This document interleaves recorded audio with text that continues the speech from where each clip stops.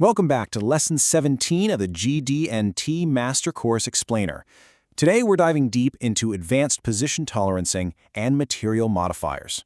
Now, as a quick refresher, you know that standard position tolerance uses basic dimensions to define a perfect cylindrical tolerance zone relative to a datum reference frame. But today, we're unlocking the true power of that geometric language by bridging the gap between ideal theory and real-world manufacturing. So picture this, you're on the shop floor. You've got a newly machined part in your hands, and a critical hole clearly measures out of its stated position tolerance on your standard check. By all textbook rules, you should toss that right in the scrap bin. Yet, you take that part, walk over to the assembly line, and it fits together perfectly with its mating part, like an absolute glove. How is that possible? How can a hole measure out of its stated position tolerance, yet the assembly still works flawlessly?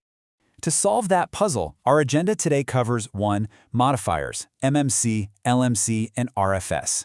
2. Calculating bonus tolerance. 3. Virtual condition boundaries. 4. Functional gauging methods. 5. Common GD&T errors. And 6. Key takeaways and applications. All right, let's jump right into Section 1, Modifiers, MMC, LMC, and RFS. First up, we have maximum material condition, or MMC. Think of this as your absolute worst-case scenario for an assembly clearance fit. If you're trying to fit a peg into a hole, the tightest, most difficult fit is going to happen when you have the smallest allowable hole and the largest allowable pin. That state, the heaviest, bulkiest version of the part within its limits, that is its maximum material condition.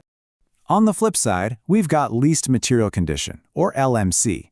This is exactly what it sounds like. It's the condition leaving the least amount of material on the part. So that translates to the largest allowable hole or the smallest allowable pin. Engineers typically use this modifier when they need to guarantee a minimum wall thickness for structural integrity or when they're deliberately leaving material for a secondary machining process, like a final boring operation. Then there's regardless of feature size, or RFS. Now this is actually the default in the ASME Y145 standard. If you look at a drawing and you don't see an MMC or LMC modifier anywhere, RFS is automatically applied. It means you get zero extra tolerance leeway regardless of the part's manufactured size.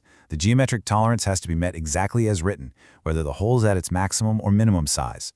It's rigid, it's strict, and it's used when alignment is universally critical. Moving on to Section 2, Calculating Bonus Tolerance. Now here's where it gets really interesting. Applying MMC actually gives us some much-needed breathing room during manufacturing. When a feature departs from its maximum material condition, say a hole is drilled just a bit larger than its absolute minimum size, it naturally creates extra clearance with its mating part. Because of that extra physical space, that clearance mathematically translates into what we call bonus tolerance for the part's geometric position. You're literally gaining extra allowable variation. Let's actually walk through a quick calculation to see how this works. Imagine a 10 to 11 millimeter hole with a 0.1 millimeter position tolerance at MMC. If the hole is machined exactly at 10.0 millimeters, its MMC, the departure is 0, so the allowed tolerance is just the stated 0.1 millimeters. But as the hole size departs from MMC towards LMC and is machined at, say, 10.5 millimeters, our allowed positional tolerance increases perfectly in tandem. We just gained 0.5 millimeters of bonus tolerance, giving us a total of 0.6 millimeters. And check this out. If we drill the hole at its maximum 11.0 millimeter size, our positional tolerance balloons to a massive 1.1 millimeters.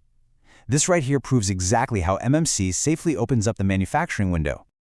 Okay, Section 3, Virtual Condition Boundaries. Virtual condition is essentially the absolute worst-case envelope boundary that represents the combined effect of a feature's size tolerance and its geometric tolerance. Think of it kind of like an invisible 3D force field. If the physical material of your manufactured part stays inside this virtual condition boundary, it's completely guaranteed that the part will actually mate with its counterpart in the final assembly. You've got to notice the formula difference here, because it's absolutely vital for inspection design. For an internal feature, like a hole, we subtract the geometric tolerance from the smallest size. We're making the virtual envelope smaller to account for the hole shifting off-center. But for an external pin, we add the tolerance to the largest size, effectively making the envelope bigger to account for a fat, tilted pin. So when you look at a real-world drawing applying these virtual condition boundaries, you can see how it brilliantly guarantees that an entire bolt hole pattern will align with its mating assembly. By defining this specific envelope, the engineer ensures that no matter how the individual holes vary in size or shift within their allowed zones, the bolts are always going to drop smoothly through that pattern. Let's move to Section 4, Functional Gauging Methods. Now, traditional measurement tools, like your standard calipers, are great for measuring an isolated feature's size. But here's the catch. They completely fail at verifying that combined size and positional boundary that functional gauges can check instantly. I mean, a caliper might tell you a hole is the exact right diameter, but it won't tell you if the hole is drilled at a slight angle that will ultimately block a mating pin. And this is exactly where functional gauges shine. A go pin gauge is a physical tool that perfectly mimics the mating part's virtual condition to ensure assembly. If the go gauge goes into the hole, boom, the part is functionally good to assemble. Conversely, a no-go gauge verifies LMC to ensure there is enough material left for finishing operations. If the no-go gauge fits inside, the hole is too big and the part fails. It's a rapid, binary pass-fail system. No complex math required on the floor. All right, Section 5, Common GD&T Errors. Even with the best tools, human error can totally derail the process. These are the top pitfalls we see designers and inspectors make. For example, mixing up MMC and LMC introduces massive ambiguity and completely ruins the design intent. Or perhaps the most painful mistake, completely forgetting to calculate the bonus tolerance. If an inspector only checks the stated tolerance and ignores the bonus gain from a larger hole, they'll end up scrapping perfectly functional parts. That is literally just throwing money down the drain. Also, ignoring tolerance stack-up across assemblies or overcomplicating designs with unnecessary tolerances simply drives up your production costs for no good reason. Another major mistake? Relying on outdated standards. For instance, the ASME Y14.5-2018 update completely removed the concentricity and symmetry symbols. Those legacy symbols were notoriously difficult to inspect, often requiring really complex CMM setups to evaluate properly. So, they've been replaced with standard position and profile controls to eliminate that inspection ambiguity entirely. Finally, Section 6, Key Takeaways and Applications. So why does all this theory actually matter out in the wild?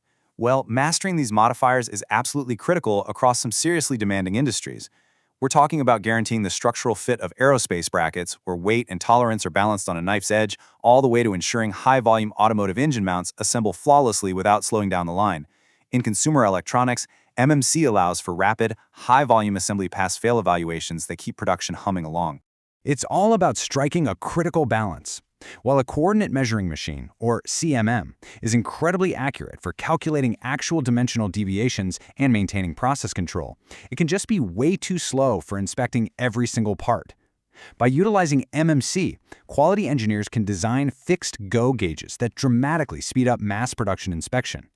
Essentially, use the exact measurements from the CMM to tune the machines, and use the functional gauges to clear the massive production volume. To wrap things up, what you really need to take away from this explainer is this: using material condition modifiers safely unlocks bonus tolerance. This isn't just an abstract math trick. It means you actively reduce your scrap rates and lower manufacturing costs while completely guaranteeing that your parts will still fit and function on the assembly line. It is truly the ultimate tool for balancing cost and quality. That officially wraps up our look into advanced position tolerance and bonus tolerance. But what happens when we have a complex pattern of holes that need to align not just with the mating part, but perfectly with each other? Find out in our next lesson, Composite Position Tolerance and Feature Patterns. You definitely won't want to miss it.